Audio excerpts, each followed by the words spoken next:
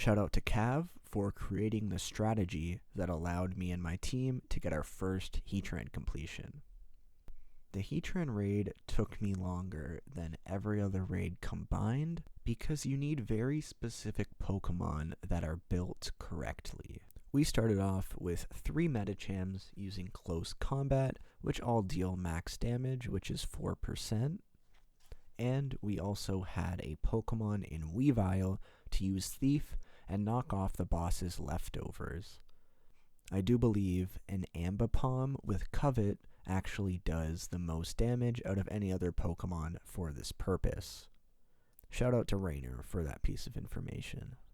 At the start of the fight, the boss does a mechanic called Magma Pool, which you see on turn 2 when our 4 Heracrosses come in, and they all take damage and get burned. We can take advantage of Heracross's ability Guts here, which boosts its attack when it is statused. This results in Heracross, all of them using Close Combat and doing max damage. On turn 3, we bring out an Infernape to use another Close Combat, 2 Rotoms to defog the boss, which at 80% the boss uses Stealth Rock, so we use 2 defogs to not only get rid of the Stealth Rock and Magma Pool, the evasion drop allows our future Pokemon to use Hydro Pump with 100% accuracy.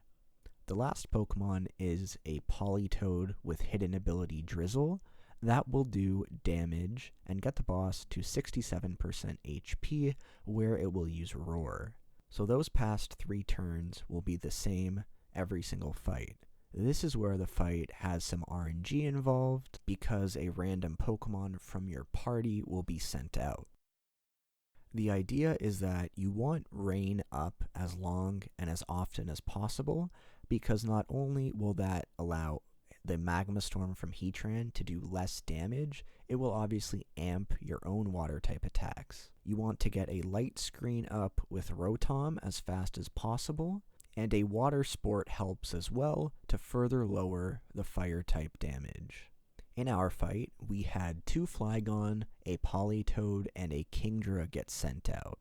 The Politoed getting sent out was unfortunate because Rain was already set from another teammate's Politoed, and Politoed gets targeted from the boss more often than other Pokemon.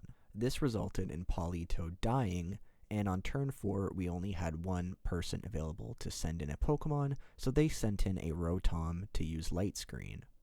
The Kingdra uses Hydro Pump instead of Brine because the boss isn't at 50% health yet, and the Flygons obviously use Earth Power as that is the only important move for them to use during the fight. At the end of turn 4, we had 1 Flygon and the Rotom die, so player 1 sent in a Politoed to use Water Sport and to set Rain, and because we set Rain, the player whose Rotom died sent out Kingdra. There are a couple more mechanics I need to talk about before we continue.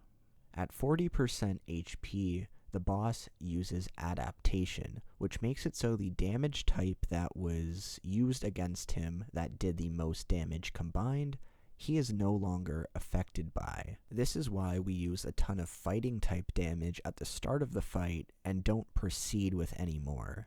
We did just enough fighting type damage to make it so the adaptation will adapt to fighting types and make fighting types not very effective. The last mechanic is a barrier at 25% health. The best way to break the barrier is to lower the boss's defense by 2 and then to use 4 super effective moves against it. This is why we bring the Infernape to use Close Combat for damage and then to come back in to use Fake Tears later. This is where our fight got a little worrisome, or a little bad RNG.